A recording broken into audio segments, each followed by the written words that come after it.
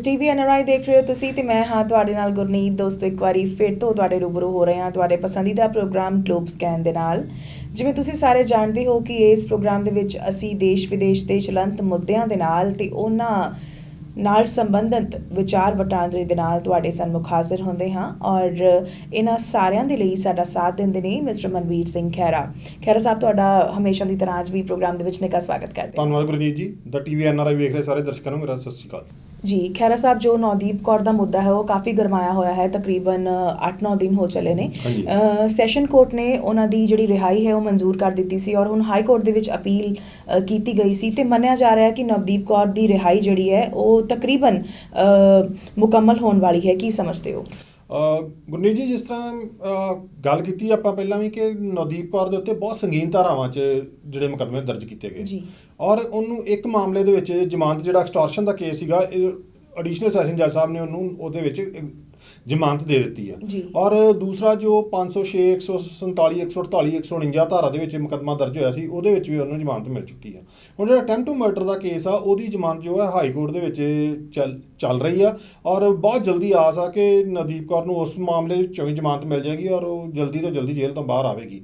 ਔਰ ਇਹਦੇ ਵਿੱਚ ਇਹ ਜਿਹੜੀ ਸਾਡੀ ਪੰਜਾਬ ਦੀ ਧੀ ਆ ਇਹ ਬਿਲਕੁਲ ਬੇਕਸੂਰ ਪਾਈ ਗਈ ਹੈ ਜੀ। ਜੋ ਅਦਾਲਤ ਨੇ ਵੀ ਇਸ ਚੀਜ਼ ਨੂੰ ਮੰਨਿਆ ਕਿ ਇਹਦੇ ਵਿੱਚ ਐਕਸਟੋਰਸ਼ਨ ਦਾ ਕੋਈ ਲੈਣਾ ਦੇਣਾ ਨਹੀਂ ਸੀ, ਐਕਸਟੋਰਸ਼ਨ ਦਾ ਮਸਲਾ ਬਣਦਾ ਹੀ ਨਹੀਂ। ਆਪਣੇ ਹੱਕ ਲੈਣ ਵਾਸਤੇ ਆਵਾਜ਼ ਬੁਲੰਦ ਕਰਨੀ ਕੋਈ ਜੁਰਮ ਨਹੀਂ ਆ ਔਰ ਇਸ ਚੀਜ਼ ਦੇ ਉੱਤੇ ਉਹਨੂੰ ਜ਼ਮਾਨਤ ਦੇ ਕੇ ਅਦਾਲਤ ਨੇ ਵੀ ਮੋਹਰ ਲਾਈ ਹੈ। ਔਰ ਇਹ ਇੱਕ ਮੁੱਦਾ ਜਿਹੜਾ ਨਵਦੀਪ ਕੌਰ ਦਾ ਇੱਕ ਗੰਦਰ ਪਿੰਡ ਤੋਂ ਉੱਠ ਕੇ ਉਸ ਬੱਚੀ ਦਾ ਮੁੱਦਾ ਜਿਹੜਾ ਕੌਮਾਂਤਰੀ ਮੁੱਦਾ ਬਣ ਗਿਆ, ਉਹਦੇ ਵਿੱਚ ਮਹਿਲਾ ਕਮਿਸ਼ਨ ਨੇ ਵੀ ਆਪਣੀ ਇਨਵੋਲਵਮੈਂਟ ਕੀਤੀ। ਉਹਦੇ ਵਿੱਚ ਇੱਕ ਪੰਜਾਬ ਦੇ ਮਿਨਿਸਟਰ ਸਾਹਿਬ ਵੀ, ਆਪਣੇ ਹੋਮ ਮਿਨਿਸਟਰ ਇੰਡੀਆ ਜੋ ਨੇ ਅਮਿਤ ਸ਼ਾਹ ਜੀ, ਉਹਨਾਂ ਨੂੰ ਮਿਲ ਕੇ ਆਏ ਜੀ। ਉਹਨਾਂ ਦੀ ਰਿਹਾਈ ਦਾ, ਨਵਦੀਪ ਕੌਰ ਦਾ ਮੁੱਦਾ ਉਠਾਇਆ ਉਹਨਾਂ ਨੇ ਔਰ ਉਹਨਾਂ ਨੇ ਵੀ ਸਹਿਮਤੀ ਇਹਦੇ ਨਾਲ ਪ੍ਰਗਟ ਕੀਤੀ ਜੀ। ਔਰ ਜੋ ਮਹਿਲਾ ਕਮਿਸ਼ਨ ਆ, ਜੋ ਹੋਰ ਵੱਖ-ਵੱਖ NGOs ਨੇ ਜਾਂ ਹੋਰ ਆਰਗੇਨਾਈਜੇਸ਼ਨ ਨੇ, ਸਾਰੀਆਂ ਨਵਦੀਪ ਕੌਰ ਦੇ ਹੱਕ 'ਚ ਆਪਣੀ ਵਾਇਸ ਰੇਜ਼ ਕਰਦੀਆਂ ਰਹੀਆਂ, ਜਿਹਦੇ ਨਾਲ ਇੱਕ ਇਹ ਮੁੱਦਾ ਬਹੁਤ ਭੱਜ ਕੇ ਸਾਹਮਣੇ ਆਇਆ ਤੇ ਜਲਦ ਜਿਹੜੀ ਆ ਨਵਦੀਪ ਕੌਰ ਨੂੰ ਇਨਸਾਫ ਮਿਲਣ ਦੀ ਆਸ ਬੱਝੀ ਆ ਔਰ ਅਸੀਂ ਆਸ ਕਰਦੇ ਹਾਂ ਕਿ ਬਹੁਤ ਜਲਦੀ ਨਵਦੀਪ ਕੌਰ ਨੂੰ ਇਨਸਾਫ ਮਿਲੇਗਾ ਤੇ ਉਹ ਜੇਲ੍ਹ ਤੋਂ ਬਾਹਰ ਹੋਏਗੀ ਜੀ। ਖਹਿਰਾ ਸਾਹਿਬ, ਹੁਣ ਰੁਕ ਕਰਦੇ ਹਾਂ ਪੰਜਾਬ ਦੇ ਵਿੱਚ ਚੱਲ ਰਿਹਾ ਕਿਸਾਨੀ ਸੰਘਰਸ਼, ਜਿਹੜਾ ਕਿ ਪੂਰੇ ਵਿਸ਼ਵ ਤੱਕ ਦੇ ਵਿੱਚ ਆਪਣੀ ਜੜ੍ਹਾਂ ਫੈਲਾ ਚੁੱਕਿਆ ਹੈ। ਹਰ ਰੋਜ਼ ਕਿੰਨੇ ਹੀ ਕਿਸਾਨ ਸ਼ਹੀਦ ਹੋ ਰਹੇ ਨੇ ਜਿਨ੍ਹਾਂ ਦੀ ਕੋਈ ਸਾਰ ਨਹੀਂ ਲਈ ਜਾ ਰਹੀ। ਕੀ ਕਹੋਗੇ? ਗੁਰਨੀਤ ਜੀ, ਕਿਸਾਨੀ ਮਸਲਾ ਜੋ ਇੱਕ ਸਾਡੀ ਹੋਂਦ ਦਾ ਮਸਲਾ ਬਣਿਆ ਜੀ। ਕਿਸਾਨੀ ਜਿਹੜੀ ਆ, ਜਿਹੜਾ ਇੱਕ ਸਾਡੇ ਰੀੜ੍ਹ ਦੀ ਹੱਡੀ ਆ ਪੰਜਾਬ ਦੀ, ਜਾਂ ਇੱਕ ਇਕੋਨਮੀ ਦੀ ਰੀੜ੍ਹ ਦੀ ਹੱਡੀ ਆ। ਜਦੋਂ ਅਸੀਂ ਗੱਲ ਕਰਦੇ ਹਾਂ ਵਰਲਡ ਦੇ ਪੱਧਰ ਦੇ ਉੱਤੇ, ਕੌਮਾਂਤਰੀ ਪੱਧਰ ਦੇ ਉੱਤੇ ਜਾ ਕੇ, ਉਹਦੇ 'ਚ ਹਮੇਸ਼ਾ ਇਹੀ ਗੱਲ ਆਉਂਦੀ ਹੈ ਕਿ ਜੀ ਹਿੰਦੁਸਤਾਨ, ਜੋ ਸਾਡਾ ਦੇਸ਼ ਇੰਡੀਆ ਆ, ਇਹਦਾ ਮੁੱਖ ਧੰਦਾ ਖੇਤੀਬਾੜੀ ਆ ਜੀ। ਸੋ ਇਹ ਜੇ ਮੁੱਖ ਧੰਦਾ ਖੇਤੀਬਾੜੀ ਆ, ਇੰਡੀਆ ਦੀ ਸਾਰੀ ਇਕੋਨਮੀ ਇਹਦੇ ਉੱਤੇ ਬੇਸ ਆ, ਤੇ ਫਿਰ ਇਹ ਦਾ ਬਹੁਤ ਫਲੋਰਿਸ਼ ਕਰਨਾ ਚਾਹੀਦਾ ਜੀ। ਪਰ ਕੁਝ ਗਲਤ ਪਾਲਿਸੀਆਂ ਕਰਕੇ, ਕੁਝ ਗਲਤ ਚੀਜ਼ਾਂ ਨੂੰ ਅਡਾਪਟ ਕਰਕੇ, ਕੁਝ ਨਾ ਕੁਝ ਹਰ ਵਰਗ ਦੀਆਂ ਕਮਜ਼ੋਰੀਆਂ ਰਹੀਆਂ। ਹਰ ਕਿਸੇ ਨੇ ਆਪਣਾ ਜੋ ਰੋਲ ਉਹਦਾ ਬਣਦਾ ਸੀਗਾ ਉਹ ਰੋਲ ਅੱਛੀ ਤਰ੍ਹਾਂ ਪਲੇ ਨਹੀਂ ਕੀਤਾ ਤੇ ਉਹਦੇ ਕਰਕੇ ਕਿਸਾਨੀ ਜਿਹੜੀ ਆ ਪਿਛਾਂ ਦੀ ਪਿਛਾਂ ਚੱਲਦੀ ਗਈ ਜੀ, ਜਿਹਦੇ ਕਰਕੇ ਸਾਡੇ ਕਿਸਾਨ ਦੀ ਹਾਲਤ ਕੋਈ ਸੁਖਾਵੀਂ ਨਹੀਂ ਆ ਜੀ। ਸਾਡੇ ਕਿਸਾਨ ਦੀ ਇਕਨੋਮਿਕ ਕੰਡੀਸ਼ਨ, ਉਹਦੀ ਇੱਕ ਸੋਸ਼ਲ ਕੰਡੀਸ਼ਨ ਇੱਕ ਇਹੋ ਜਿਹੀ ਆ ਕਿ ਸ਼ਾਇਦ ਇਸੇ ਕਰਕੇ ਬਹੁਤ ਸਾਰੇ ਜੋ ਕਿਸਾਨ ਨੇ ਉਹ ਕਿਸਾਨੀ ਤੋਂ ਪਰੇ ਜਾ ਰਹੇ ਆ, ਕਿਸਾਨੀ ਦਾ ਧੰਦਾ ਛੱਡ ਕੇ ਕਈ ਹੋਰ ਧੰਦਿਆਂ ਵੱਲ ਨੂੰ ਜਾ ਰਹੇ ਆ। ਜੇ ਆਪਾਂ ਯੂਥ ਦੀ ਗੱਲ ਕਰ ਲਈਏ, ਕੋਈ ਵੀ ਜਿਹੜਾ ਯੂਥ ਆ, ਕੋਈ ਵੀ ਅੱਜ ਨੌਜਵਾਨ ਆ ਸਾਡਾ, ਉਹ ਖੇਤੀਬਾੜੀ ਨੂੰ ਆਪਣਾ ਇੱਕ ਮੁੱਖ ਧੰਦਾ ਅਪਣਾਉਣਾ ਨਹੀਂ ਚਾਹੁੰਦਾ। ਆਪਾਂ ਜੇ ਅੱਜ ਕਿਸੇ ਨੂੰ ਵੀ ਕਿਸੇ ਸਕੂਲ 'ਚ, ਕਾਲਜ 'ਚ ਜਾ ਕੇ, ਜਾਂ ਵੈਸੇ ਹੀ ਕਿਸੇ ਨੌਜਵਾਨ ਨੂੰ ਪੁੱਛਦੇ ਹਾਂ ਕਿ ਤੁਸੀਂ ਕੀ ਬਣਨਾ ਚਾਹੁੰਦੇ ਹੋ, ਹਰ ਕਿਸੇ ਦੀ ਆਪਣੀ ਆਪਣੀ ਵੱਖਰੀ ਵੱਖਰੀ ਖਾਹਿਸ਼ ਹੋਊਗੀ, ਪਰ ਇੱਕ ਵੀ ਤੁਹਾਨੂੰ ਨੌਜਵਾਨ ਉਹਦੇ ਵਿੱਚੋਂ ਇਹ ਨਹੀਂ ਕਹੂਗਾ ਕਿ ਮੈਂ ਕਿਸਾਨ ਬਣਨਾ ਚਾਹੁੰਦਾ ਜੀ। ਉਹ ਕਿਉਂ ਆ? ਇੱਕ ਜ਼ਮੀਨਾਂ ਦੇ ਮਾਲਕ, ਉਹਨਾਂ ਦੇ ਪੁੱਤਰ ਹੀ ਇਹ ਕਹਿਣ ਕਿ ਮੈਂ ਕਿਸਾਨ ਨਹੀਂ ਬਣਨਾ ਚਾਹੁੰਦਾ, ਤੇ ਫਿਰ ਇੱਕ ਗੱਲ ਸੋਚਣ ਵਾਲੀ ਆ ਜੀ। ਇਹਨੂੰ ਸੋਚਣਾ ਪਊਗਾ। ਕਿਸਾਨ ਜਿਹੜਾ ਆ ਇੱਕ ਬੜਾ ਹੀ ਹਾਰਡ ਵਰਕਰ ਕਮਿਊਨਿਟੀ ਆ, ਇੱਕ ਬੜਾ ਮਿਹਨਤਕਸ਼ ਆ। ਇੱਕ ਮਿਹਨਤ ਕਰਕੇ ਇਹ ਜ਼ਮੀਨ ਦੀ ਹਿੱਕ ਦੇ ਵਿੱਚ ਬੀਜ ਪੈਦਾ ਕਰਕੇ ਅਨਾਜ ਉਗਾਉਂਦਾ ਜੀ, ਅਨਾਜ ਉਗਾ ਕੇ ਸਾਰੀ ਦੁਨੀਆ ਦਾ ਢਿੱਡ ਭਰਦਾ। ਪਰ ਜਦੋਂ ਉਹ ਇੱਕ ਖੁਦਕੁਸ਼ੀ ਵਰਗਾ ਕਦਮ ਚੁੱਕਦਾ ਤੇ ਆਪਾਂ ਸਮਝ ਸਕਦੇ ਹਾਂ ਕਿ ਇੱਕ ਜਿਹੜਾ ਇੰਨਾ ਸਟਰੋਂਗ ਪਰਸਨੈਲਿਟੀ ਵਾਲਾ ਬੰਦਾ, ਇੰਨਾ ਇੱਕ ਫਿਜ਼ੀਕਲੀ ਸਟਰੋਂਗ, ਜਿਹੜਾ ਇੱਕ ਮਿਹਨਤ ਕਰਦਾ ਆ, ਖੇਤਾਂ ਦੇ ਵਿੱਚ ਜਾ ਕੇ ਅੰਨ ਉਗਾਉਂਦਾ, ਉਹ ਫਿਜ਼ੀਕਲੀ ਕਿੰਨਾ ਸਟਰੋਂਗ ਹੋਊਗਾ ਆਪਾਂ ਇਸ ਤੋਂ ਅੰਦਾਜ਼ਾ ਲਾ ਸਕਦੇ ਹਾਂ। ਜਦੋਂ ਉਹ ਬੰਦਾ ਇੱਕ ਮਾਨਸਿਕ ਤੌਰ 'ਤੇ ਕਮਜ਼ੋਰ ਹੋ ਜਾਂਦਾ, ਇੱਕ ਮਾਨਸਿਕ ਕਮਜ਼ੋਰੀ ਉਹਦੇ 'ਤੇ ਹਾਵੀ ਹੋ ਜਾਂਦੀ ਹੈ, ਤੇ ਫਿਰ ਕੀ ਹੋਊਗਾ ਉਹਦਾ ਕਿ ਇਹ ਚੀਜ਼ਾਂ ਸਾਨੂੰ ਸਾਰਿਆਂ ਨੂੰ ਸੋਚਣ ਦੀ ਲੋੜ ਆ ਤੇ ਸਟੱਡੀ ਕਰਨ ਦੀ ਲੋੜ ਆ ਔਰ ਉਹਨਾਂ ਕਿਸਾਨਾਂ ਦੀ ਬਾਂਹ ਫੜਨ ਦੀ ਲੋੜ ਆ ਜੀ। ਪਰ ਖਹਿਰਾ ਸਾਹਿਬ, ਉਹਨਾਂ ਕਿਸਾਨਾਂ ਦਾ ਕੀ ਜੋ ਹਰ ਰੋਜ਼ ਕਿਰਸਾਨੀ ਘੋਲ ਦੇ ਦੌਰਾਨ ਸ਼ਹੀਦ ਹੋ ਰਹੇ ਨੇ ਤੇ ਉਹਨਾਂ ਦੀ ਕੋਈ ਬਾਤ ਨਹੀਂ ਪੁੱਛੀ ਜਾ ਰਹੀ? ਹਾਂ, ਮੈਂ ਉਸੇ ਮੁੱਦੇ ਦੇ ਉੱਤੇ ਅੱਗੇ ਆ ਰਿਹਾ ਕਿ ਪਹਿਲਾਂ ਵੀ ਇਹ ਆ ਗਿਆ, ਹੁਣ ਇਸ ਕਿਸਾਨੀ ਸੰਘਰਸ਼ ਵੀ ਇਹੀ ਸਾਹਮਣੇ ਆਇਆ ਕਿ ਕੁਝ ਕਿਸਾਨਾਂ ਨੇ ਖੁਦਕੁਸ਼ੀ ਕੀਤੀ ਜੀ, ਕੁਝ ਕਿਸਾਨਾਂ ਨੇ ਆਪਣੀ ਮੌਤ ਨੂੰ ਆਪ ਗਲੇ ਲਗਾਇਆ ਜੀ, ਕੁਝ ਮੌਤਾਂ ਹੋਈਆਂ, ਸਾਡੇ 200 ਤੋਂ ਵੱਧ ਕਿਸਾਨ ਇਹਦੇ ਵਿੱਚ ਸ਼ਹੀਦ ਹੋ ਚੁੱਕੇ ਆ। ਔਰ ਇਹ ਕਿਉਂ ਸ਼ਹੀਦ ਹੋਏ, ਇਹਦੇ ਵਾਸਤੇ ਵੱਖ-ਵੱਖ ਫੈਕਟਰ ਜ਼ਿੰਮੇਵਾਰ ਆ ਜੀ। ਕੁਝ ਉਹ ਫੈਕਟਰ ਜ਼ਿੰਮੇਵਾਰ ਆ ਜਿਨ੍ਹਾਂ ਨੇ ਇਹਨਾਂ ਨੂੰ ਇੱਥੇ ਬਹਿਣ ਤੇ ਮਜਬੂਰ ਕੀਤਾ। ਇਹਨਾਂ ਨੇ ਇੱਕ ਆਪਣਾ ਜਿਹੜਾ ਜ਼ਰੀਆ ਸੀਗਾ ਕਿਸਾਨੀ ਦਾ ਜੀ, ਕਿਸਾਨੀ ਨੂੰ ਇਹਨਾਂ ਨੇ ਇੱਕ ਆਪਣਾ ਧੰਦਾ ਅਡਾਪਟ ਕੀਤਾ, ਉਸ ਧੰਦੇ ਦੇ ਵਿੱਚ ਵੀ ਇਹ ਚੰਗੀ ਤਰ੍ਹਾਂ ਇਨਵੋਲਵ ਨਹੀਂ ਹੋ ਪਾਏ ਜੀ। ਮੌਸਮ ਇੱਕ ਬਹੁਤ ਠੰਡ ਦਾ ਮੌਸਮ, ਇੰਨਾ ਕਿ ਜ਼ਿਆਦਾ ਖਤਰਨਾਕ ਮੌਸਮ ਕਿ ਉੱਥੇ ਟਰਾਲੀਆਂ 'ਚ ਰਹਿਣਾ, ਟਰਾਲੀਆਂ ਦੇ ਨੀਚੇ ਰਹਿਣਾ, ਟਰਾਲੀਆਂ ਦੇ ਆਲੇ ਦੁਆਲੇ ਰਹਿਣਾ। ਔਰ ਜਿਹੜਾ ਸਾਡਾ ਕਿਸਾਨ ਸੀਗਾ, ਜਿਹੜੇ ਵਧੇਰੀ ਉਮਰ ਦੇ ਸਾਡੇ ਕਿਸਾਨ ਸੀਗੇ, ਉਹ ਇਸ ਮੌਸਮ ਦਾ ਸਾਹਮਣਾ ਨਹੀਂ ਕਰ ਪਾਏ।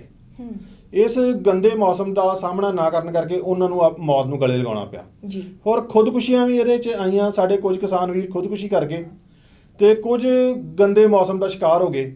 ਕੁਝ ਕਿਸਾਨ ਵੀਰ ਜਿਹੜੇ ਘਰੋਂ ਬਿਮਾਰ ਸੀਗੇ, ਪਰ ਉਹਨਾਂ ਦਾ ਹੌਸਲਾ ਇੰਨਾ ਬੁਲੰਦ ਸੀਗਾ ਕਿ ਉਸ ਬੁਲੰਦ ਹੌਸਲੇ ਨੂੰ ਫੜ ਕੇ ਉਹ ਤੇ ਦਿੱਲੀ ਬਾਰਡਰਾਂ ਦੇ ਉੱਤੇ ਬਹਿ ਗਏ। ਹਾਲਾਂਕਿ ਉਹਨਾਂ ਦੀ ਸਿਹਤ ਇਜਾਜ਼ਤ ਨਹੀਂ ਦਿੰਦੀ, ਹਾਲਾਂਕਿ ਉਹਨਾਂ ਦਾ ਸਰੀਰ ਇਹ ਇਜਾਜ਼ਤ ਨਹੀਂ ਦਿੰਦਾ ਕਿ ਉਹ ਇੰਨੀ ਠੰਡ ਦੇ ਵਿੱਚ ਜਾ ਕੇ ਤੇ ਬਾਰਡਰਾਂ ਦੇ ਉੱਤੇ ਬਹਿਣ, ਪਰ ਫਿਰ ਵੀ ਉਹ ਜਾ ਕੇ ਬੈਠੇ, ਆਪਣੀ ਹੋਂਦ ਦੀ ਲੜਾਈ ਵਾਸਤੇ ਬੈਠੇ ਜੀ, ਆਪਣੀਆਂ ਅਗਾਂਹ ਆਉਣ ਵਾਲੀਆਂ ਪੀੜ੍ਹੀਆਂ ਨੂੰ ਬਚਾਉਣ ਲਈ ਉਹ ਬੈਠੇ, ਆਪਣੀਆਂ ਜ਼ਮੀਨਾਂ ਬਚਾਉਣ ਲਈ ਬੈਠੇ।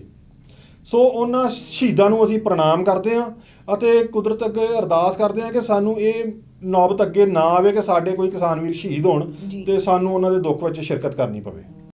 ਜੀ ਖਹਿਰਾ ਸਾਹਿਬ, ਅਗਲਾ ਮੁੱਦਾ ਜੋ ਕਿ ਕਾਫੀ ਪ੍ਰਚਲਿਤ ਹੈ ਔਰ ਆਪਣੇ ਆਪ ਦੇ ਵਿੱਚ ਲੋਕਾਂ ਲਈ ਇੱਕ ਵੱਡਾ ਸਵਾਲ ਬਣਿਆ ਹੋਇਆ, ਉਹ ਹੈ ਦੀਪ ਸਿੱਧੂ ਦੀ ਗ੍ਰਿਫਤਾਰੀ ਨੂੰ ਲੈ ਕੇ ਕਾਫੀ ਹੰਗਾਮਾ ਪਿਛਲੇ ਦਿਨੀ ਹੋਇਆ ਸੀ ਔਰ ਹੁਣ ਕਿਹਾ ਜਾ ਰਿਹਾ ਕਿ ਉਹਨੂੰ ਹੋਰ 7 ਦਿਨ ਦੀ ਰਿਮਾਂਡ ਉੱਤੇ ਭੇਜ ਦਿੱਤਾ ਗਿਆ ਹੈ।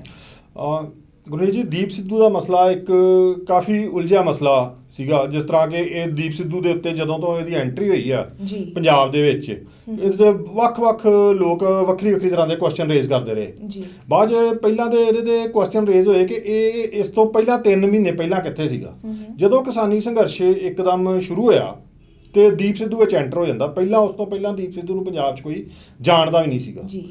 ਸਨੀ ਦਿਓਲ ਹੋਣਾ ਦੀ ਇਲੈਕਸ਼ਨ ਦੇ ਵਿੱਚ ਗੁਰਦਾਸਪੁਰ ਆਇਆ 15-20 ਦਿਨ, ਤੇ ਸ਼ਾਇਦ ਕੋਈ ਜਿਸ ਤਰ੍ਹਾਂ ਅੱਜ ਕੱਲ੍ਹ ਲੋਕਾਂ ਦੇ ਵਿੱਚ ਹੁੰਦਾ ਕਿ ਸ਼ਾਰਟਕਟ ਲੈ ਕੇ ਤੇ ਉਤਲੇ ਲੈਵਲ 'ਤੇ ਜਾਣਾ, ਉਸ ਤਰ੍ਹਾਂ ਦੀ ਕੋਈ ਆਸ ਜਾਂ ਮਨਸ਼ਾ, ਇਸ ਤਰ੍ਹਾਂ ਦੇ ਖਦਸ਼ੇ ਲੋਕਾਂ ਨੂੰ ਸੀਗੇ ਕਿ ਇਹ ਇਸ ਸੰਘਰਸ਼ ਦੀ ਪੌੜੀ ਚੜ੍ਹ ਕੇ ਤੇ ਆਪ ਸਿਖਰ ਲਈ ਡੰਡੀ ਨੂੰ ਹੱਥ ਪਾਉਣਾ ਚਾਹੁੰਦਾ ਦੀਪ ਸਿੱਧੂ। ਉਸ ਤੋਂ ਬਾਅਦ ਜਦੋਂ ਇਹਨੇ ਕਿਸਾਨ ਜਥੇਬੰਦੀਆਂ ਨਾਲ ਕੰਟੈਕਟ ਕੀਤਾ, ਕਿਸਾਨ ਜਥੇਬੰਦੀਆਂ ਨਾਲ ਕੰਟੈਕਟ ਕਰਨ ਤੋਂ ਬਾਅਦ ਇਹਨੇ ਜਦੋਂ ਉਹਨਾਂ ਨਾਲ ਇੱਕ ਵਿਚਾਰਧਾਰਕ ਵਖਰੇਵਿਆਂ ਦਾ ਇਜ਼ਹਾਰ ਕੀਤਾ ਔਰ ਕਿਸਾਨ ਜਥੇਬੰਦੀਆਂ ਨੇ ਵੀ ਬਹੁਤਾ ਇਹਨੂੰ ਜ਼ਿਆਦਾ ਆਪਣੇ ਕੋਲ ਨਹੀਂ ਆਉਣ ਦਿੱਤਾ ਔਰ ਕਿਸਾਨ ਜਥੇਬੰਦੀਆਂ ਨੇ ਵੀ ਸ਼ੁਰੂ ਤੋਂ ਆਪਣੀ ਇੱਕ ਵਿਚਾਰਕ ਮਤਭੇਦ ਇਹਦੇ ਨਾਲ ਜਿਹੜੇ ਆ ਕੀਤੇ ਜੀ। ਫਿਰ ਜਦੋਂ ਹੋਇਆ ਕਿ ਕਿਸਾਨ ਜਥੇਬੰਦੀਆਂ ਨੇ ਵੱਖਰੇ ਟੋਲ ਪਲਾਜ਼ਾ ਦੇ ਉੱਤੇ ਵੱਖਰੇ ਥਾਂ 'ਤੇ ਧਰਨੇ ਲਾਉਣੇ ਸ਼ੁਰੂ ਕੀਤੇ, ਇਹਨੇ ਇੱਕ ਆਪਣਾ ਵੱਖਰਾ ਜਿਹੜਾ ਧਰਨਾ ਸੀਗਾ ਸ਼ੰਭੂ ਬਾਰਡਰ ਦੇ ਉੱਤੇ ਲਾ ਦਿੱਤਾ ਜੀ, ਜਿਸ ਦੇ ਉੱਤੇ ਵੀ ਲੋਕਾਂ ਨੇ ਕੁਐਸਚਨ ਮਾਰਕ ਲਾਏ ਕਿ ਉਹ ਸ਼ੰਭੂ ਬਾਰਡਰ 'ਤੇ ਕਿਉਂ ਲਾਇਆ, ਕਿਸਾਨ ਜਥੇਬੰਦੀਆਂ ਨਾਲ ਮਿਲ ਕੇ ਉਹ ਧਰਨਾ ਕਿਉਂ ਨਹੀਂ ਲਾਇਆ ਜੀ।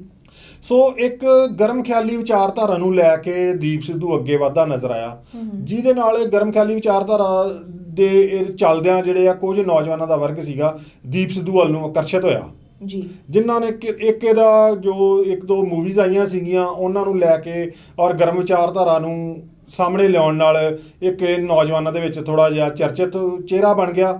ਨੌਜਵਾਨ ਇਹਦੇ ਵੱਲ ਨੂੰ ਆਕਰਸ਼ਿਤ ਵੀ ਹੋਏ ਔਰ ਉਸ ਆਕਰਸ਼ਣ ਦਾ ਜਿਹੜਾ ਰਿਹਾ ਆਊਟਕਮ ਕਿ ਇਹ ਦੀਪ ਸਿੱਧੂ ਦਿੱਲੀ ਵੀ ਪਹੁੰਚ ਗਿਆ। ਉੱਥੇ ਵੀ ਲੋਕਾਂ ਨੇ ਕੁਐਸਚਨ ਰੇਜ਼ ਕੀਤੇ ਕਿ ਬਾਕੀ ਤੇ ਬੈਰੀਕੇਡ ਤੋੜਦੇ ਗਏ, ਦੀਪ ਸਿੱਧੂ ਸਿੱਧਾ ਹੀ ਗੁਰਦੁਆਰਾ ਬੰਗਲਾ ਸਾਹਿਬ ਪਹੁੰਚ ਗਿਆ। ਉਹਦੇ 'ਚ ਵੀ ਕੋਈ ਇਹਦੀ ਜਿਹੜੀ ਦਿੱਲੀ ਐਂਟਰੀ ਆ ਉਹ ਵੀ ਸ਼ੱਕ ਦੇ ਘੇਰੇ ਵਿੱਚ ਆਈ ਜੀ। ਲੋਕਾਂ ਨੇ ਵੱਖ-ਵੱਖ ਤਰ੍ਹਾਂ ਦੇ ਖਦਸ਼ੇ ਦੇ 'ਤੇ ਪ੍ਰਗਟ ਕਰਨੇ ਸ਼ੁਰੂ ਕਰ ਦਿੱਤੇ। ਫਿਰ ਦੀਪ ਸਿੱਧੂ ਜੋ ਆ ਇੱਕ ਆਪਣਾ ਵੱਖਰਾ ਏਜੰਡਾ ਚਲਾਉਂਦਾ ਰਿਹਾ ਕਿਸਾਨੀ ਸੰਘਰਸ਼ ਦੇ ਵਿੱਚ ਵੀ, ਕਿਸਾਨ ਜਥੇਬੰਦੀਆਂ ਨਾਲ ਆਪਣੇ ਵਿਚਾਰਕ ਮਤਭੇਦਾਂ ਨੂੰ ਪ੍ਰਦਰਸ਼ਿਤ ਕਰਦਾ ਰਿਹਾ ਔਰ ਉਹ ਜਿਹੜੇ ਵਿਚਾਰ ਧਾਰਕ ਜਿਹੜੇ ਮਤਭੇਦ ਸੀਗੇ ਜਾਂ ਵਿਚਾਰਕ ਵਖਰੇਵੇਂ ਸੀਗੇ ਉਹ ਖੁੱਲ੍ਹ ਕੇ ਸਾਹਮਣੇ ਆਉਂਦੇ ਰਹੇ। ਦੀਪ ਸਿੱਧੂ ਨੇ ਆਪਣੇ ਲਾਈਵਸ ਦੇ ਵਿੱਚ ਵੀ ਵੱਖ-ਵੱਖ ਤਰ੍ਹਾਂ ਦੀਆਂ ਗੱਲਾਂ ਕਹੀਆਂ ਕਿ ਨਿਹੰਗ ਸਿੰਘਾਂ ਨਾਲ ਵੀ ਸਾਂਝਾਂ ਪਾਉਣ ਦੀ ਕੋਸ਼ਿਸ਼ ਕੀਤੀ ਔਰ ਰਾਤ ਨੂੰ ਲਾਈਵ ਹੋ ਕੇ ਗਰਮ ਖਿਆਲੀ ਗੱਲਾਂ ਵੀ ਕੀਤੀਆਂ।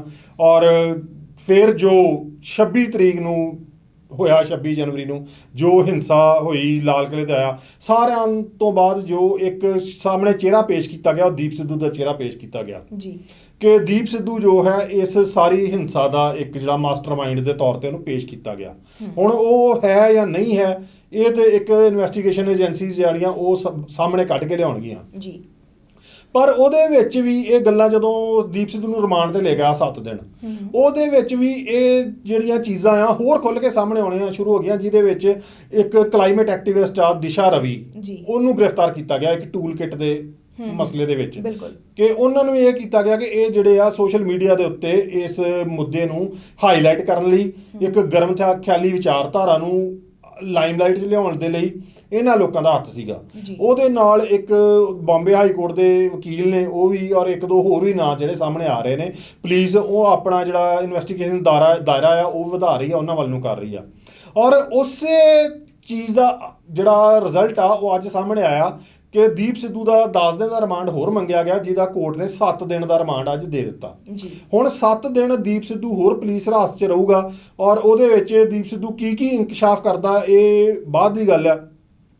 ਉਹ ਜੋ ਇੰਕਸ਼ਾਫ ਆ ਸਾਹਮਣੇ ਆਉਂਦੇ ਉਹਦੇ 'ਚ ਇਨਵੈਸਟੀਗੇਸ਼ਨ ਕੀ ਦਿਸ਼ਾ ਲੈਂਦੀ ਆ, ਕੀ ਉਹ ਗਿਲਟੀ ਸਾਬਤ ਹੁੰਦਾ ਨਹੀਂ ਹੁੰਦਾ ਔਰ ਉਹ ਸਮੇਂ-ਸਮੇਂ ਦੇ ਉੱਤੇ ਕਾਨੂੰਨ ਜਿਹੜਾ ਆਪਣਾ ਕੰਮ ਕਰਦਾ ਰਹੂਗਾ। ਔਰ ਸ਼ਾਇਦ ਜਿਹੜਾ ਆ ਇਹ 7 ਦਿਨ ਦਾ ਰਿਮਾਂਡ ਖਤਮ ਹੋਣ ਤੋਂ ਬਾਅਦ ਜਿਹੜਾ ਦਿੱਲੀ ਪੁਲਿਸ ਵੱਲੋਂ ਸ਼ਾਇਦ ਹੋਰ ਉਹਦਾ ਰਿਮਾਂਡ ਲਿਆ ਜਾਊਗਾ ਔਰ ਕਿਉਂਕਿ ਦਿੱਲੀ ਪੁਲਿਸ ਵੀ ਇਸ ਪੱਖ ਨੂੰ ਚੱਲ ਰਹੀ ਆ ਕਿ ਜਿਹੜੇ ਵੱਧ ਤੋਂ ਵੱਧ ਇਹਦੇ ਸਬੂਤ ਇਕੱਠੇ ਕੀਤੇ ਜਾਣ ਜਾਂ ਉਹਦਾ ਜਿਹੜਾ ਉਹਦੀ ਚਲਾਨ ਹੈ ਉਹਦਾ ਉਹ ਅੱਛੀ ਤਰ੍ਹਾਂ ਮਜ਼ਬੂਤੀ ਨਾਲ ਪੇਸ਼ ਕੀਤਾ ਜਾ ਸਕੇ।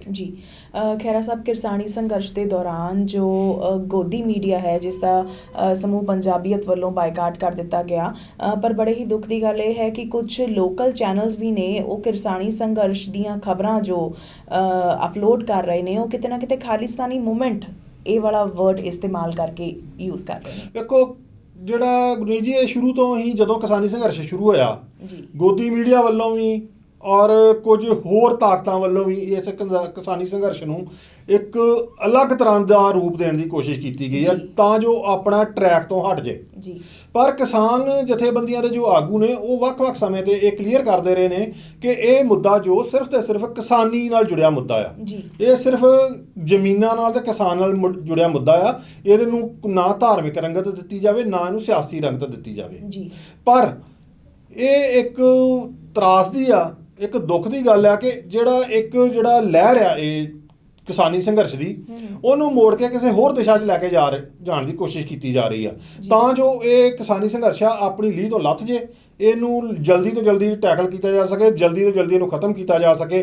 ਕਈ ਤਰ੍ਹਾਂ ਦੀਆਂ ਤਾਕਤਾਂ ਇਹਦੇ ਵਿੱਚ ਕੰਮ ਕਰ ਰਹੀਆਂ। ਹੁਣ ਇਹ ਸਿਰਫ ਪੰਜਾਬ ਦੇ ਕਿਸਾਨ ਨਾਲ ਹੀ ਹੋ ਰਿਹਾ ਜੋ ਲੀਹ ਤੋਂ ਲਾਉਣ ਦੀ ਕੋਸ਼ਿਸ਼ ਕੀਤੀ ਜਾ ਰਹੀ ਆ। ਪੰਜਾਬ ਦੇ ਕਿਸਾਨ ਨੂੰ, ਪੰਜਾਬ ਦੀ ਜੋ ਕਿਸਾਨੀ ਮੂਵਮੈਂਟ ਆ ਉਹਨੂੰ ਲੀਹ ਤੋਂ ਲਾਉਣ ਦੀ ਕੋਸ਼ਿਸ਼ ਕੀਤੀ ਜਾ ਰਹੀ ਆ। ਇਹਨੂੰ ਇੱਕ ਧਾਰਮਿਕ ਰੰਗਤ ਦਿੱਤੀ ਜਾ ਰਹੀ ਆ, ਇਹਨੂੰ ਇੱਕ ਸਿਆਸੀ ਰੰਗਤ ਦਿੱਤੀ ਜਾ ਰਹੀ ਆ, ਇਹਨੂੰ ਇੱਕ ਗਰਮ ਖਿਆਲੀ ਰੰਗਤ ਦਿੱਤੀ ਜਾ ਰਹੀ ਆ ਜਿਹਦੇ ਨਾਲ ਇਸ ਲਹਿਰ ਦਾ ਵੀ ਨੁਕਸਾਨ ਹੋ ਰਿਹਾ ਔਰ ਕਿਤੇ ਨਾ ਕਿਤੇ ਜਾਂ ਲਹਿਰ ਦੇ ਆਗੂ ਵੀ ਡੀਫੇਮ ਹੋ ਰਹੇ ਆ, ਦੂਜੇ ਪਾਸੇ ਜੋ ਗਰਮ ਖਿਆਲੀ ਧੜੇ ਨਾਲ ਮੰਨੇ ਜਾਂਦੇ ਆ ਆਗੂ ਉਹ ਵੀ ਡੀਫੇਮ ਹੋ ਰਹੇ ਆ ਔਰ ਇੱਕ ਵਖਰੇਵਾਂ ਪੈਦਾ ਕਰਨ ਦੀ ਕੋਸ਼ਿਸ਼ ਕੀਤੀ ਜਾਂਦੀ ਆ ਔਰ ਇਹ ਵਖਰੇਵਾਂ ਮੈਂ ਸਮਝਦਾ ਪੈਦਾ ਹੋਣਾ ਨਹੀਂ ਚਾਹੀਦਾ ਕਿਉਂਕਿ ਕਿਸਾਨੀ ਸੰਘਰਸ਼ ਜਿਹੜਾ ਕਿਸਾਨ ਦਾ ਮੁੱਦਾ ਆ ਇਹ ਇੱਕ ਮਨੁੱਖਤਾ ਦਾ ਮੁੱਦਾ ਆ। ਜੇ ਉਹ ਮਨੁੱਖਤਾ ਦਾ ਮੁੱਦਾ ਸਿਰਫ ਤੇ ਸਿਰਫ ਆਪਣੇ ਟਰੈਕ ਦੇ ਉੱਤੇ ਚੱਲਦਾ ਰਹੇ ਤਾਂ ਹੀ ਉਹ ਉਹਦੇ 'ਚ ਸਫਲਤਾ ਨੂੰ ਅਚੀਵ ਕੀਤਾ ਜਾ ਸਕਦਾ। ਖਹਿਰਾ ਸਾਹਿਬ, ਇੱਕ ਚਰਚਿਤ ਨਿਊਜ਼ਪੇਪਰ ਨੇ ਇੱਕ ਬੜਾ ਹੀ ਵੱਡਾ ਆਰਟੀਕਲ ਜਿਹੜਾ ਹੈ ਉਹ ਕਿਸਾਨਾਂ ਦੇ ਹੱਕ ਦੇ ਵਿੱਚ ਲਿਖਿਆ ਜਿਸ ਵਿੱਚ ਇਹ ਕਿਹਾ ਗਿਆ ਕਿ ਪੂਰੇ ਵਰਲਡ ਨੂੰ ਹੁਣ ਉਹ ਜੋ ਕੁਝ ਵੀ ਕਰ ਰਿਹਾ ਹੈ ਉਹਨਾਂ ਸਭ ਤੋਂ ਨਜ਼ਰਾਂ ਹਟਾ ਕੇ ਇਸ ਚੀਜ਼ ਉੱਤੇ ਆਪਣਾ ਧਿਆਨ ਕੇਂਦਰਿਤ ਕਰਨਾ ਪਏਗਾ ਕਿ ਇੰਡੀਆ ਦੇ ਵਿੱਚ ਇੱਕ ਹਿੰਦੂ ਟੈਰਰਿਜ਼ਮ ਜਿਹੜੀ ਇੱਕ ਪਾਰਟੀਕੂਲਰ ਉਹਨਾਂ ਨੇ ਇੱਕ ਵਰਡ ਯੂਜ਼ ਕੀਤਾ ਸੀ ਹਿੰਦੂ ਟੈਰਰਿਜ਼ਮ ਜਿਹੜਾ ਉਹ ਸ਼ੁਰੂ ਹੋ ਚੁੱਕਿਆ ਹੈ ਤੇ ਕਿਉਂਕਿ ਇੰਡੀਆ ਇੱਕ ਬਹੁਤ ਵੱਡੀ ਮੰਡੀ ਹੈ ਤਾਂ ਬਾਕੀ ਦੇਸ਼ਾਂ ਨੂੰ ਇੱਥੇ ਵਪਾਰ ਕਰਨ ਤੋਂ ਪਹਿਲਾਂ ਸੋਚਣਾ ਵੀ ਪਏਗਾ ਤੇ ਕਿਤੇ ਨਾ ਕਿਤੇ ਇਹਨੂੰ ਰੋਕਣ ਦੇ ਲਈ ਜਿਹੜੀ ਜ਼ੋਰ ਅਜ਼ਮਾਇਸ਼ ਹੈ ਉਹ ਵੀ ਕਰਨੀ ਪਏਗੀ।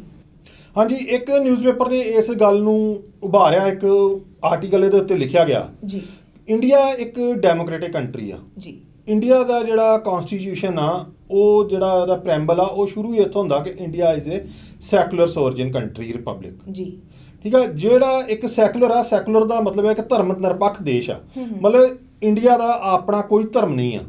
ਕੁਝ ਤਾਕਤਾਂ ਵੱਲੋਂ ਜੇ ਇਹਨੂੰ ਇੱਕ ਖਾਸ ਧਰਮ ਦਾ ਨੇਸ਼ਨ ਜਾਂ ਇੱਕ ਖਾਸ ਧਰਮ ਦਾ ਰਾਜ ਬਣਾਉਣ ਦੀ ਕੋਸ਼ਿਸ਼ ਕੀਤੀ ਜਾ ਰਹੀ ਆ, ਔਰ ਉਹ ਬਹੁਤ ਹੀ ਮੰਦਭਾਗੀ ਗੱਲ ਹੈ। ਜੀ। ਜਿਹੜਾ ਇਹਦੇ ਚ ਕਨਸਟੀਟਿਊਸ਼ਨ 'ਚ ਪ੍ਰੋਵਾਈਡ ਆ, ਇੱਕ ਪ੍ਰੋਵੀਜ਼ਨ ਦਿੱਤੀ ਗਈ ਹੈ ਕਨਸਟੀਟਿਊਸ਼ਨ ਦੇ ਵਿੱਚ ਕਿ ਇੱਥੇ ਸਟੇਟ ਦਾ ਕੋਈ ਧਰਮ ਨਹੀਂ ਆ। ਜੀ। ਇੰਡੀਆ ਦਾ ਕੋਈ ਧਰਮ ਨਹੀਂ ਆ। ਇੰਡੀਆ ਦਾ ਜਿਹੜਾ ਵਾਸੀ ਆ, ਉਹ ਕਿਸੇ ਵੀ ਧਰਮ ਨੂੰ ਮੰਨਣ ਲਈ, ਕੁਝ ਵੀ ਆਪਣੀਆਂ ਧਾਰਮਿਕ ਰਹੁ ਰੀਤਾਂ ਨੂੰ ਮੰਨਣ ਲਈ ਔਰ ਉਹਨਾਂ ਦੇ ਰਹੁ ਰੀਤਾਂ ਦੇ ਮੁਤਾਬਕ ਆਪਣੇ ਕਾਰਜ ਕਰਨ ਲਈ ਆਜ਼ਾਦ ਆ। ਜੀ, ਇਹ ਸਾਡਾ ਕਨਸਟੀਟਿਊਸ਼ਨ ਰਾਈਟ ਹੈ।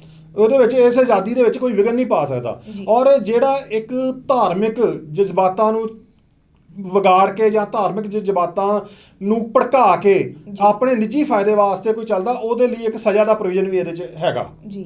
ਸੋ ਇੱਕ ਜਿਹੜਾ ਟੈਰਰਿਜ਼ਮ ਹੈ ਕਿਸੇ ਧਰਮ ਦੇ ਨਾਂ ਦੇ ਉੱਤੇ, ਉਹਦੇ ਨਾਲੋਂ ਘਟੀਆ ਗੱਲ ਕੋਈ ਵੀ ਨਹੀਂ ਹੋ ਸਕਦੀ ਕਿ ਕਿਸੇ ਵੀ ਧਰਮ ਦੇ ਨਾਂ ਦੇ ਉੱਤੇ ਅੱਤਵਾਦ ਨੂੰ ਭੜਕਾਇਆ ਜਾਵੇ, ਟੈਰਰਿਜ਼ਮ ਨੂੰ ਭੜਕਾਇਆ ਜਾਵੇ।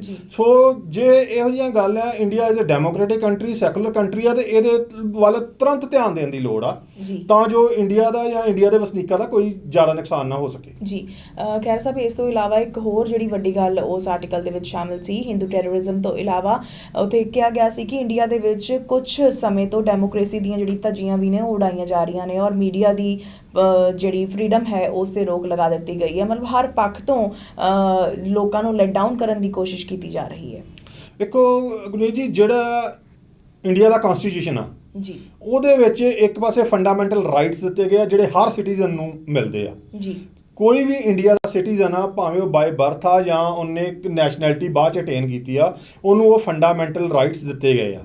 ਉਹਨਾਂ ਫੰਡਾਮੈਂਟਲ ਰਾਈਟਸ ਦੇ ਨਾਲ ਕੁਝ ਫੰਡਾਮੈਂਟਲ ਡਿਊਟੀਜ਼ ਵੀ ਦਿੱਤੀਆਂ ਗਈਆਂ, ਜਿਹੜਾ ਉਹਨੂੰ ਮੰਨਣਾ, ਫੰਡਾਮੈਂਟਲ ਡਿਊਟੀਜ਼ ਨੂੰ ਪੂਰਾ ਕਰਨਾ ਹਰ ਇੱਕ ਚੰਗੇ ਨਾਗਰਿਕ ਦਾ ਫਰਜ਼ ਆ। ਜੀ।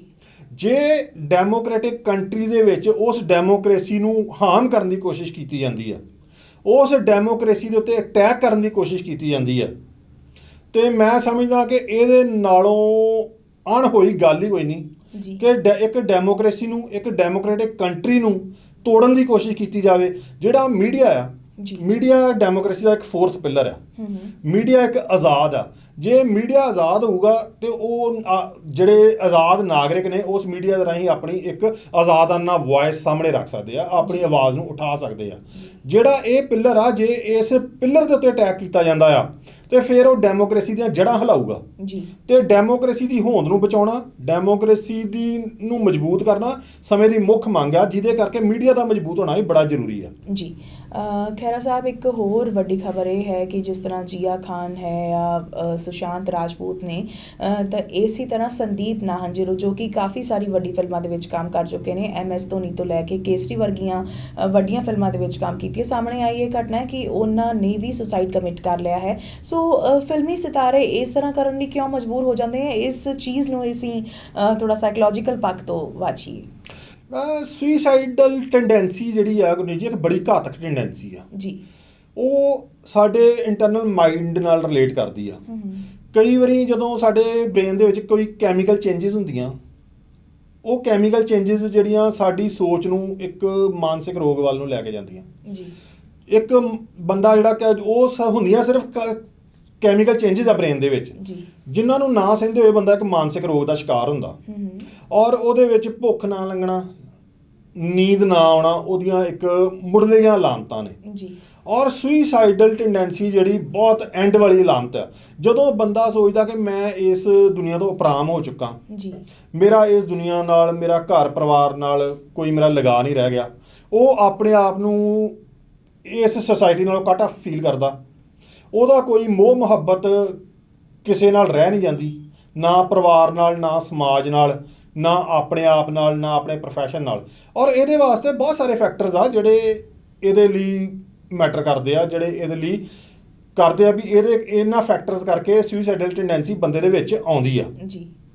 ਕੁਝ ਜਿਹੜਾ ਆਪਾਂ ਵੇਖਦੇ ਹਾਂ ਬਾਲੀਵੁੱਡ ਦੇ ਵਿੱਚ ਬਹੁਤ ਸਾਰੇ ਹੁਣ ਇਨਸੀਡੈਂਟ ਹੋਏ ਜਿਹਦੇ ਵਿੱਚ ਨਸ਼ੇ ਦਾ ਜਿਹੜਾ ਸੇਵਨ ਕਰਨਾ ਫਿਲਮ ਐਕਟਰਸ ਵੱਲੋਂ ਸਾਹਮਣੇ ਆਇਆ। ਜੀ ਜਿਹੜਾ ਨਸ਼ੇ ਦਾ ਸੇਵਨ ਕਰਨਾ ਆ ਉਹ ਵੀ ਇੱਕ ਘਾਤਕ ਰੋਗ ਆ ਜੀ ਉਹ ਵੀ ਕਿਤੇ ਨਾ ਕਿਤੇ ਮਾਨਸਿਕ ਰੋਗੀ ਹੁੰਦਾ ਬੰਦਾ ਫਿਰ ਉਹ ਨਸ਼ੇ ਵੱਲ ਨੂੰ ਆਪਣਾ ਕਦਮ ਵਧਾਉਂਦਾ ਜੀ ਉਹ ਜਿਹੜਾ ਨਸ਼ਾ ਆ ਉਹ ਬੰਦੇ ਦੀ ਇੱਕ ਆਜ਼ਾਦਾਨਾ ਸੋਚ ਨੂੰ ਸਪਰੈਸ ਕਰਦਾ ਉਹ ਬੰਦਾ ਇੱਕ ਆਪਣੀ ਆਜ਼ਾਦਾਨਾ ਸੋਚ ਨਹੀਂ ਰੱਖ ਸਕਦਾ ਇੱਕ ਖਾਸ ਲੈਵਲ ਦੇ ਉੱਤੇ ਸੋਚਣ ਦੀ ਸ਼ਕਤੀ ਉਹਦੀ ਖਤਮ ਹੋ ਜਾਂਦੀ ਹੈ ਜੀ ਉਹਦੀ ਉਪਰਾਮਤਾ ਵੱਧਦੀ ਆ ਜੀ ਫਿਰ ਕੁਝ ਇਹੋ ਜਿਹੇ ਫੈਕਟਰ ਆਪਣੇ ਪ੍ਰੋਫੈਸ਼ਨਲੀ ਜਿਹੜੇ ਹੁੰਦੇ ਆ ਵੀ ਉਹ ਆਪਣੇ ਆਪ ਨੂੰ ਸਮਝਦਾ ਕਿ ਮੈਂ ਪ੍ਰੋਫੈਸ਼ਨਲੀ ਸੈਟਲ ਨਹੀਂ ਹੋ ਸਕਿਆ ਮੈਂ ਪ੍ਰੋਫੈਸ਼ਨਲੀ ਪਿਛਾਂਹ ਨੂੰ ਜਾ ਰਿਹਾ ਜੀ ਜਾਂ ਮੇਰੇ ਨਾਲ ਕੋਈ ਨਹੀਂਗਾ ਇੱਕ ਉਹਦੇ 'ਚ ਲੋਨਲੀਨੈਸ ਹੋਣੀ ਜਾਂ ਰਿਸ਼ਤਿਆਂ ਦਾ ਤਿੜਕ ਜਾਣਾ ਜੀ ਬਹੁਤ ਸਾਰੇ ਇਹੋ ਜਿਹੇ ਫੈਕਟਰ ਆ ਜਿਹੜੇ ਵੱਖ-ਵੱਖ ਸਮੇਂ ਦੇ ਉੱਤੇ ਜਿਹੜੀਆਂ ਬਾਲੀਵੁੱਡ ਦੀਆਂ ਹਸਤੀਆਂ ਉਹਨਾਂ ਦੇ ਵਿੱਚ ਸਾਹਮਣੇ ਆਏ ਔਰ ਇਹ ਵਰਤਾਰਾ ਜਿਹੜਾ ਆ ਬਹੁਤ ਪੁਰਾਣਾ ਹੈ ਜੀ ਇਹ ਕੋਈ ਨਵਾਂ ਵਰਤਾਰਾ ਨਹੀਂਗਾ ਪਰ ਹੁਣ ਇਹ ਬਹੁਤ ਜ਼ਿਆਦਾ ਜਿਹੜਾ ਆ ਅੱਗੇ ਆਇਆ ਸੋ ਇਹਦੇ ਵਿੱਚ ਜਿਹੜੀ ਇਹ ਇੰਡਸਟਰੀ ਮੈਂ ਸਮਝਦਾ ਸਾਰੇ ਸਮਾਜ ਦੇ ਵਿੱਚ ਵੀ ਸਾਨੂੰ ਇੱਕ ਕਾਉਂਸਲਰਸ ਦੀ ਜਿਹੜੇ ਪ੍ਰੋਫੈਸ਼ਨਲ ਕਾਉਂਸਲਰਸ ਆ ਉਹਨਾਂ ਦੀ ਹੈਲਪ ਲੈਣੀ ਚਾਹੀਦੀ ਆ ਜੀ ਇੱਕ ਆਪਣੇ ਨੂੰ ਮੈਡੀਟੇਸ਼ਨ ਵੱਲ ਨੂੰ ਲੈ ਕੇ ਜਾਣਾ ਚਾਹੀਦਾ ਔਰ ਕਾਉਂਸਲਰਸ ਨੂੰ ਵੀ ਅੱਗੇ ਆ ਕੇ ਜਿਹੜੀਆਂ ਵੀ ਇਹ ਹਸਤੀਆਂ ਆ ਜਾਂ ਕੋਈ ਵੀ ਇਨਸਾਨ ਆ ਜਿਹੜਾ ਇਸ ਤਰ੍ਹਾਂ ਦੀ ਸੋਚ ਰੱਖਦਾ ਜਾਂ ਕੋਈ ਮਾਨਸਿਕ ਰੋਗ ਦਾ ਸ਼ਿਕਾਰ ਆ ਉਹਨੂੰ ਅੱਗੇ ਆ ਕੇ ਉਹਦੀ ਕਾਉਂਸਲਿੰਗ ਕਰਨੀ ਚਾਹੀਦੀ ਆ ਉਹਦਾ ਸਾਥ ਦੇਣਾ ਚਾਹੀਦਾ ਆ ਉਹਦੇ ਪਰਿਵਾਰ ਨੂੰ ਉਹਦਾ ਸਾਥ ਦੇਣਾ ਚਾਹੀਦਾ ਉਹਦੇ ਦੋਸਤਾਂ ਨੂੰ ਉਹਦਾ ਸਾਥ ਦੇਣਾ ਚਾਹੀਦਾ ਉਸ ਮਾਨਸਿਕਤਾ ਨੂੰ ਸਮਝਣ ਦੀ ਲੋੜ ਆ ਜੀ ਉਹਦੇ ਨਾਲ ਇੱਕ ਪਿਆਰ ਦੇਣਾ ਚਾਹੀਦਾ ਉਹਨੂੰ ਉਹਦੇ ਨਾਲ ਉਹਦੀ ਕੱਲਤਾ ਨੂੰ ਖਤਮ ਕਰਨਾ ਚਾਹੀਦਾ ਜੇ ਉਹਦੀਆਂ ਕੋਈ ਸਮਾਜਿਕ ਜਾਂ ਪ੍ਰੋਫੈਸ਼ਨਲ ਪ੍ਰੋਬਲਮਸ ਆ ਉਹਨਾਂ ਨੂੰ ਸੌਰਟ ਆਊਟ ਕਰਨ ਦੀ ਕੋਸ਼ਿਸ਼ ਕਰਨੀ ਚਾਹੀਦੀ ਆ ਤਾਂ ਜੋ ਇੱਕ ਇਨਸਾਨੀ ਜ਼ਿੰਦਗੀ ਨੂੰ ਬਚਾਇਆ ਜਾ ਸਕੇ ਜੀ ਬਹੁਤ ਉਮਦਾ ਖਹਿਰਾ ਸਾਹਿਬ ਪ੍ਰੋਗਰਾਮ ਦੇ ਵਿਚਲਾ ਆਖਰੀ ਸਵਾਲ ਜਿਸ ਦੇ ਨਾਲ ਅਸੀਂ ਪ੍ਰੋਗਰਾਮ ਗਲੋਬ ਸਕੈਨ ਨੂੰ ਇਸ ਦੇ ਅੰਜਾਮ ਤੱਕ ਲੈ ਕੇ ਜਾਵਾਂਗੇ ਉਹ ਹੈ ਪੰਜਾਬ ਦੀ ਰਾਜਨੀਤੀ ਨਾਲ ਸੰਬੰਧਿਤ ਕਿ ਇਲੈਕਸ਼ਨਸ ਦਾ ਦੌਰ ਇਲੈਕਸ਼ਨ ਦਾ ਜੋ ਸੀਜ਼ਨ ਹੈ ਉਹ ਜਿੰਨਾ ਕਰੀਬ ਆਉਂਦਾ ਜਾ ਰਿਹਾ ਹੈ ਤਾਂ ਫਿਰ ਇੱਕ ਵਾਰੀ ਜੋ ਰਾਜਨੀਤਿਕ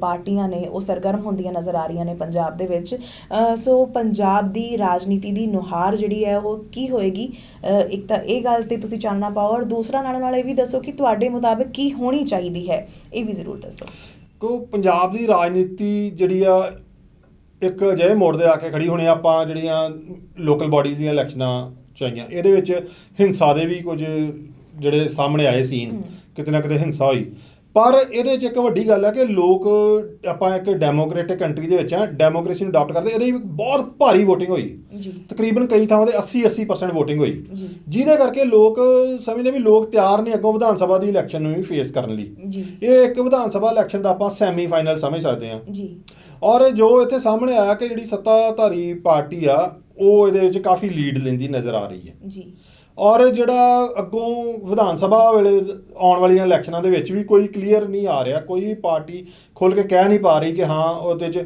ਔਰ ਅੱਜ ਜਿਹੜੀ ਸੱਤਾਧਾਰੀ ਪਾਰਟੀ ਕਾਂਗਰਸ ਆ ਅੱਜ ਵੀ ਉਸੇ ਜਗ੍ਹਾ 'ਤੇ ਖਲੋਤੀ ਆ ਉਹ ਆਪਣਾ ਵੋਟ ਬੈਂਕ ਆਪਣਾ ਹਰ ਤਰੀਕੇ ਨਾਲ ਆਪਣੇ ਆਪ ਨੂੰ ਇੰਟੈਕਟ ਕਰਕੇ ਚੱਲ ਰਹੀ ਆ ਔਰ ਅੱਜ ਵੀ ਉਹ ਇੱਕ ਫਰੰਟ ਰਨਰ ਆ ਔਰ ਸ਼ਾਇਦ ਇਹੀ ਵਿਧਾਨ ਸਭਾ ਜਿਹੜੀ ਆ ਆਉਣ ਵਾਲੀਆਂ ਇਲੈਕਸ਼ਨ ਦੇ ਵਿੱਚ ਇਹ ਸੀਨ ਜਿਹੜਾ ਸਾਹਮਣੇ ਆਊਗਾ ਜੀ ਖਹਿਰਾ ਸਾਹਿਬ ਬਹੁਤ ਬਹੁਤ ਸ਼ੁਕਰੀਆ ਤੁਸੀਂ ਬੜੇ ਉਮਦਾ ਤਰੀਕੇ ਦੇ ਨਾਲ ਅੱਜ ਦੀਆਂ ਸਾਰੀਆਂ ਖਬਰਾਂ ਉੱਤੇ ਚਾਨਣਾ ਪਾਇਆ ਸੋ ਉਮੀਦ ਕਰਦੇ ਹਾਂ ਕਿ ਅੱਜ ਦਾ ਇਹ ਪ੍ਰੋਗਰਾਮ ਤੁਸੀਂ ਸਭਨਾਂ ਨੇ ਪਸੰਦ ਕੀਤਾ ਹੋਵੇਗਾ ਮੈਨੂੰ ਗੁਰਨੀਤ ਨੂੰ ਦਿਓ ਇਜਾਜ਼ਤ ਪ੍ਰੋਗਰਾਮ ਗਲੋਬ ਸਕੈਨ ਇੱਥੇ ਹੀ ਖਤਮ ਕਰਨ ਦੀ ਅਗਲੇ ਹਫਤੇ ਫਿਰ ਤੋਂ ਇੱਕ ਵਾਰੀ ਤੁਹਾਡੀ ਨਜ਼ਰ ਹੋਵਾਂਗੇ ਬਹੁਤ ਸਾਰੀਆਂ ਚਲੰਤ ਖਬਰਾਂ ਦੇ ਨਾਲ ਤੇ ਉਹਨਾਂ ਸੰਬੰਧਿਤ ਵਿਚਾਰ ਚਰਚਾ ਦੇ ਨਾਲ ਬਹੁਤ ਬਹੁਤ ਸ਼ੁਕਰੀਆ ਤੁਸੀਂ ਦੇਖਦੇ ਰਹੋ ਤੇ TVNRI